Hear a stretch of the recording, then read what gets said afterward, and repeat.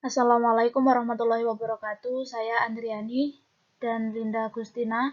Di sini kami akan menyampaikan materi tentang proses berperkara di Pengadilan Agama dalam mata kuliah Manajemen dan Administrasi Pengadilan Agama. Prosedur berperkara dalam Pengadilan Agama untuk perkara perceraian, pemohon atau suami atau penggugat atau istri mengajukan permohonan atau gugatan secara tertulis maupun lisan yang kemudian dibawa ke Pengadilan Agama. Untuk perkara yang lainnya, pemohon atau penggugat mengajukan permohonan atau gugatan ke Pengadilan Agama. Pengadilan Agama dapat membantu pemohon atau penggugat dalam merumuskan permohonan atau gugatan bagi yang tidak bisa baca atau tidak bisa menulis. Pemohon atau penggugat pada saat mendaftarkan permohonan atau gugatan harus membawa fotokopi dan asli buku nikah, fotokopi dan asli kartu tanda penduduk atau KTP, fotokopi dan asli kartu keluarga, fotokopi akta kelahiran, dan lain sebagainya. Pemohon atau penggugat membayar panjar biaya perkara. Kemudian, bagi pemohon atau penggugat yang kurang mampu atau miskin, dapat beracara secara cuma-cuma atau pro deo dengan melampirkan surat keterangan tidak mampu dari kelurahan yang diketahui oleh camat. Setelah perkara tersebut didaftarkan, pemohon atau penggugat dan pihak termohon atau pihak tergugat serta turut termohon atau turut tergugat menunggu surat pengadilan untuk menghadiri persidangan. Tahap persidangan itu dimulai dari upaya perdamaian, pembacaan permohonan atau gugatan, jawaban termohon atau tergugat, replik pemohon atau penggugat, duplik termohon atau tergugat, bukti pemohon atau penggugat dan termohon atau tergugat, kesimpulan pemohon atau penggugat dan termohon atau tergugat, musyawarah majelis hakim, kemudian yang terakhir adalah pembacaan putusan ataupun penetapan.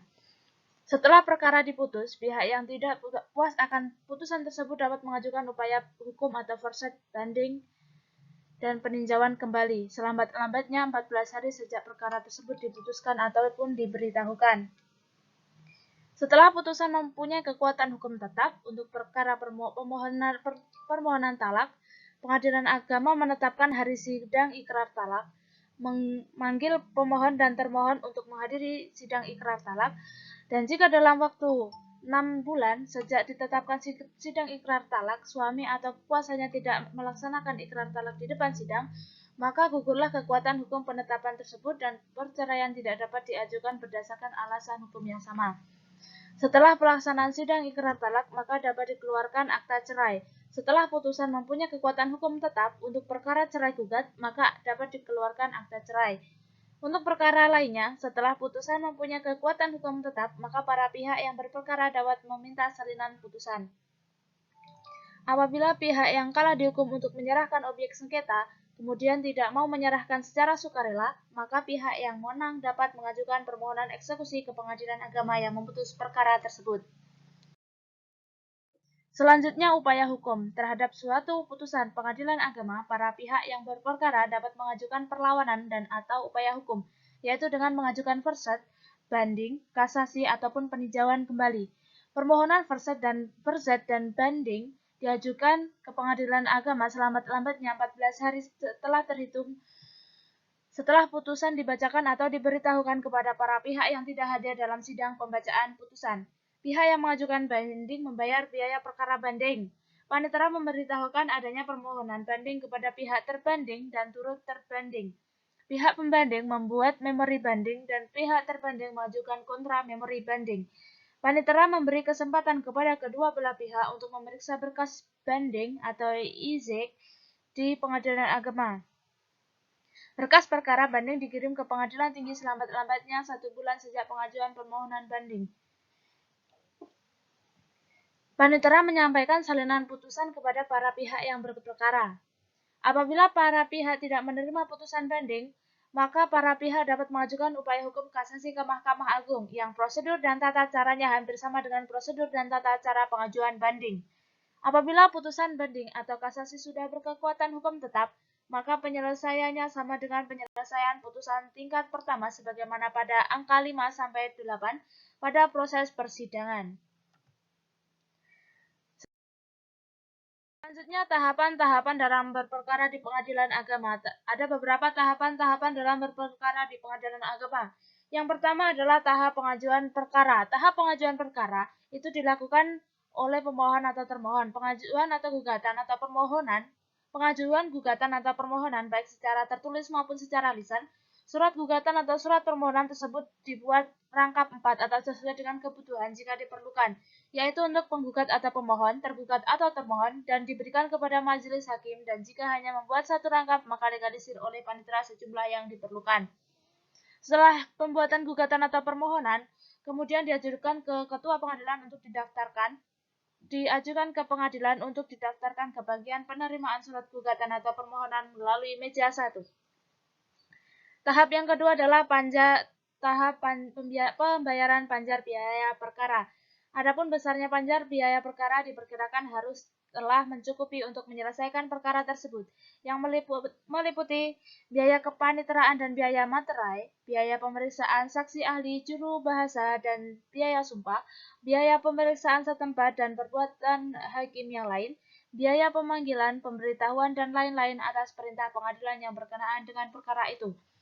Tahap selanjutnya, calon penggugat atau pemohon menghadap kepada kasir dengan menyerahkan surat gugatan atau permohonan tersebut beserta SKUM atau surat kuasa untuk membayar.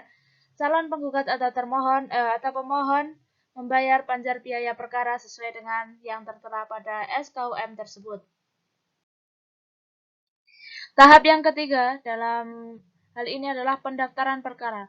Calon penggugat atau pemohon menghadap kepada petugas meja 2 dengan menyerahkan surat gugatan atau surat permohonan dan SKUM surat kuasa untuk membayar yang telah dibayar tersebut. Kemudian petugas meja 2 melakukan hal-hal sebagai berikut. Pertama, memberi nomor pada surat gugatan atau permohonan sesuai dengan nomor yang diberikan oleh kasir. Sebagai tanda telah terdaftar, maka petugas meja 2 membubuhkan paraf. Kedua, menyerahkan satu berkas surat gugatan atau permohonan yang telah terdaftar bersama atau satu lembar SKUM kepada penggugat atau termohon. Ketiga, mencatat surat gugatan atau permohonan tersebut pada buku register induk perkara. Keempat, memasukkan surat gugatan atau permohonan tersebut dalam map berkas perkara dan menyerahkan kepada wakil panitera untuk disampaikan kepada ketua pengadilan melalui panitera. Tahap keempat adalah penetapan majelis hakim. Setelah ketua pengadilan agama menerima berkas perkara dari panitia, maka ketua pengadilan agama dalam waktu selambat-lambatnya 7 hari menunjuk majelis hakim untuk memeriksa, mengadili perkara tersebut dalam sebuah penetapan majelis hakim. Kemudian para majelis hakim itu membuat penetapan hari sidang, pemanggilan para pihak dan jurusita, dan menyidangkan perkara. Tahap yang kelima adalah penunjukan panitera sidang. Panitera sidang ditunjuk oleh ketua panitera. Penunjukan panitera sidang atau PPPS dibuat secara tertulis dan ditandatangani oleh panitera pengadilan. Apabila di kemudian hari anggota majelis hakim ada yang berhalangan untuk sementara, maka ia dapat diganti dengan anggotanya yang lain yang ditunjuk oleh ketua dan dicatat dalam berita acara persidangan atau BAP. Apabila ketua majelis hakim berhalangan, maka sidang harus ditunda pada hari lain karena pindah tugas atau meninggal dunia atau karena alasannya lain, maka harus ditunjuk majelis baru dengan penetapan majelis hakim baru.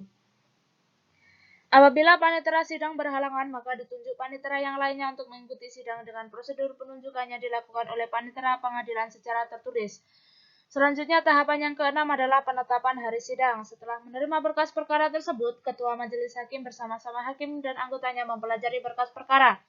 Ketua kemudian menetapkan hari dan tanggal serta jam kapan perkara itu akan disidangkan, serta memerintahkan agar para pihak dipanggil untuk datang menghadap pada hari, tanggal, dan jam yang telah ditentukan itu. Tanggal penetapan hari sidang dan tanggal sidang pertama harus dicatat dalam buku register induk perkara yang bersangkutan. Tahap yang terakhir adalah tahap pemanggilan para pihak. Mekanisme pemanggilan para pihak harus dilakukan secara resmi dan patut dengan memperhatikan beberapa hal. Yang pertama dilaksanakan oleh jurusita atau jurusita pengganti yang sah. Dengan catatan jurusita atau jurusita pengganti hanya berwenang untuk melakukan tugasnya di dalam wilayah hukum pengadilan agama yang bersangkutan. Kedua, dilaksanakan langsung kepada pribadi yang dipanggil di tempat tinggalnya. Apabila tidak dijumpai di tempat tinggalnya, maka panggilan disampaikan lewat kepala desa atau lurah setempat. Apabila yang dipanggil telah meninggal dunia, maka pemanggilan disampaikan kepada ahli warisnya, dan apabila yang dipanggil tidak diketahui tempat diam atau tinggalnya atau tidak dikenal, maka panggilan disampaikan lewat bupati atau wali kota setempat yang akan mengumumkan pada papan pengumuman persidangan tersebut. Serta apabila yang dipanggil berada di luar negeri, maka panggilan disampaikan lewat perwakilan RI Republik Indonesia setempat melalui Departemen Luar Negeri Republik Indonesia di Jakarta. Pemanggilan kepada tergugat dilampiri satu berkas surat gugatan yang diajukan oleh penggugat. Jarak antara hari pemanggilan dengan hari sidang harus memenuhi tenggang waktu yang patut, yaitu sekurang-kurangnya 3 hari kerja. Itulah yang dapat saya sampaikan. Selanjutnya akan diberikan contoh prosedur berperkara di Pengadilan Agama oleh Mbak Linda Agustina. Silahkan.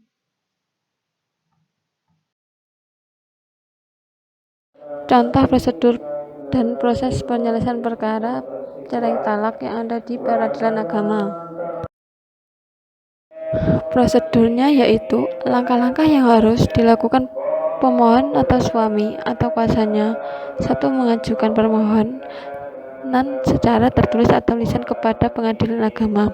2. Pemohon dianjurkan untuk meminta petunjuk kepada Pengadilan Agama.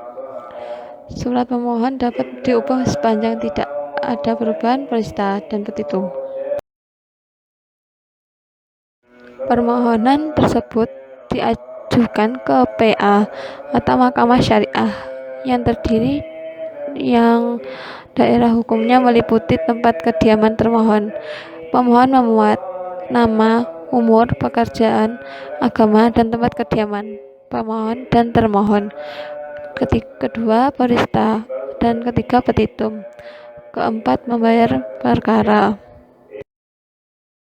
Adapun proses penyelesaian perkara antara lain pemohon mendaftarkan permohonan perceraian talak di PA.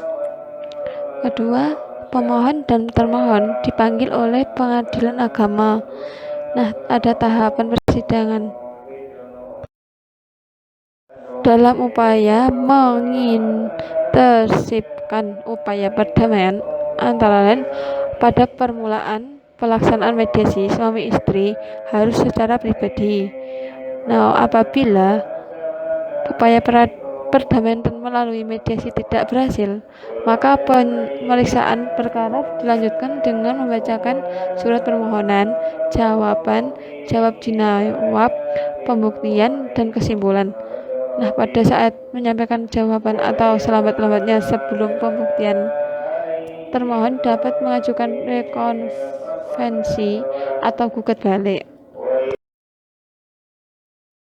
Nah, adapun pemohon yang dapat dikabulkan apabila pemohon tidak puas dapat mengajukan banding melalui Pengadilan Agama tersebut. Nah, kedua, permohonan bisa ditolak. Pemohon dapat mengajukan banding atau perbanding di Pengadilan Agama. Pemohon tidak dapat diterima karena pemohon dapat mengajukan permohonan yang baru. Pengadilan Agama adalah atau Mahkamah Syariah menentukan hari sidang penyaksian ikrar talak